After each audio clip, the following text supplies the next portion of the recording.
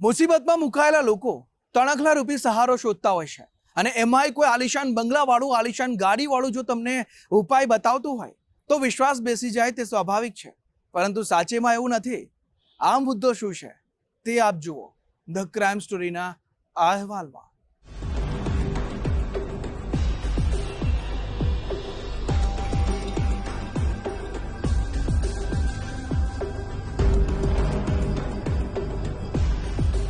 Ahmedabad crime બ્રાન્ચની આર્થિક ગુના નિવારણ શાખાની ગિરફ્તમાં કેદ અનિલ ભીખાભાઈ વિભાણી ગુજરાત સરકારના વિવિધ વિભાગના ઉચ્ચ અધિકારી અને રાજકીય નેતા સાથે જાહેર મુલાકાત સમયે તસવીરો પાડી લોકોને મોટી ઓળખ હોવાનું કહેતો, પોતે લાઇઝનિંગ કમ એજન્ટનું કામ કરતો હોવાનું કહી સંપર્ક સાધનારા લોકોને વિશ્વાસમાં લઈ છેતરપિંડી આચરતો, રેન્જ રોવર તેમજ મર્સિડીઝ જેવી વૈભવી કારનો કાફલો ધરાવતા અને વૈભવી જિંદગી જીવતા અનિલની ઠગાઈનો વધુ એક કિસ્સો સામે આવ્યો।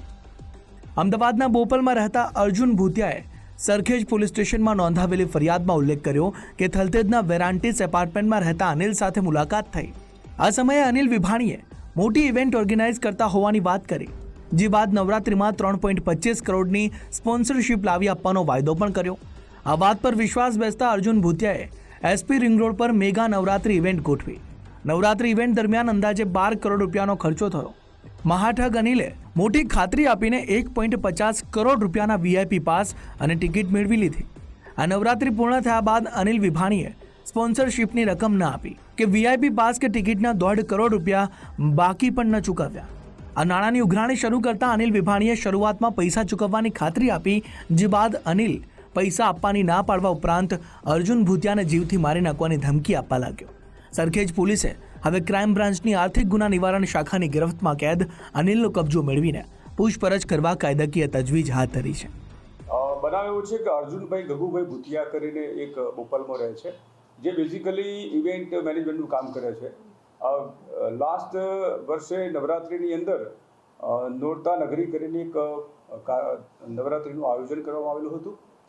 એના જો આયોજક છે, આ જે ફરિયાદી છે, એની પાસેથી જે આરોપી છે અનિલ ભીખાભાઈ વિભાણી કરીને, એણે એવું કીધું કે મારા મોટા કોન્ટેક્ટ છે અને તમે મને સાથે રાખો તો હું તમને 3.5 કરોડની સ્પોન્સરશિપ હું તમને લાવી આપીશ, એમ કરીને એટલે સાથે રાખવામાં એ દરમિયાન જ્યારે નવરાત્રિ શરૂ થઈ તો એને 1.5 લાખ રૂપિયાના વીવીઆઈપી પાસ અને ટિકિટો પણ એને લીધેલી હતી અને એવું નક્કી કર્યું હતું કે આ જે તમારું સ્પોન્સરશિપ છે હું લાવી આપીશ, પરંતુ પૂરી નવરાત્રિ થઈ ગઈ ત્યાં સુધી એને સ્પોન્સરશિપ લાવી આપી અને ઉપરથી એણે 1.5 લાખ રૂપિયાની ટિકિટો જે હતી એના પર પૈસા એને લઈ લીધા।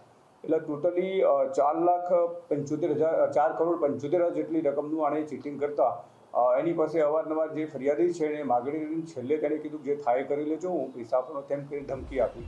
અનિલ વિભાણી પોતે લાઇઝનિંગ કમ એજન્ટ બની લોકોના ફસાયેલા રૂપિયા પાછા આપવાના નામે ઠગાઈ આચરતો। આ ઉપરાંત સસ્તામાં મિલકત વેચાણ કરવાના નામે સોની વેપારીઓ સાથે પણ ઠગાઈ આચરી ચૂક્યો છે। અમદાવાદ ક્રાઇમ બ્રાન્ચની પ્રાથમિક તપાસમાં અનિલ અને તેની પત્નીએ સાથે મળી 15 વેપારીઓ પાસેથી 20 કરોડ રૂપિયાની છેતરપિંડી આચરી હોવાનું સામે આવ્યું છે।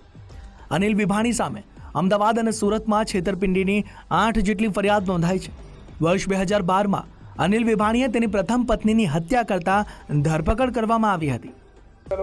ગુનાહિત ભૂતકાળ ધરાવે છે, એની ઉપર અત્યાર સુધીમાં સરખેજનો ગુનો છે એ મળીને કુલ 7 ગુના ગંભીર દાખલ થયેલા છે। એમાં 41 કરોડની સુરતની ચીટિંગ છે, એ સિવાય એણે પોતાની પત્નીની હત્યા કરી હતી, એવા ગંભીર ગુના છે અને ટોટલી જે આરોપી છે એ ગંભીર ગુનાહિત ધરાવે છે। એ સિવાય એની માનસિકતા અને પ્રભાવ પાડવાની સિસ્ટમ એવી છે કે પોતે મોંઘીદાર ગાડીઓ રાખે છે કરોડો રૂપિયાની અને પોતે વૈભવી જીવન જીવે છે, એટલે કોઈ પણ વ્યક્તિ જ્યારે મુશ્કેલીમાં ફસાયો હોય ત્યારે એનો કોન્ટેક્ટ કરે અને કોન્ટેક્ટ કરીને જુદા જુદા હસ્તીઓ સાથે અધિકારીઓ સાથે કોઈ ને કોઈ ફંક્શનમાં મળ્યો હોય અથવા તો સાઈડમાં એને ઉભા રહીને ફોટો ખીચવાયેલો એનો ઉપયોગ કરીને પોતે જાણે છે એવી હકીકતો જણાવી અને પ્રભાવ પાડી અને જે લોકો તકલીફમાં હોય એનો લાભ લે છે અને પછી એ પૈસા લઈને ચીટિંગ કરવાનું આ મુખ્ય કામ છે। અત્યંત ગરીબ પરિવારનો અનિલ વિભાણી પહેલા પથ્થરની ખાણમાં નોકરી કરવાની સાથે થોડો સમય ટ્રક ડ્રાઈવર તરીકે કામ કરી ચૂક્યો છે, જે બાદ લાઇઝનિંગના નામે લોકો પાસેથી મોટી રકમ ખંખેરીને હાઈ પ્રોફાઇલ જિંદગી જીવવાનું શરૂ કર્યું।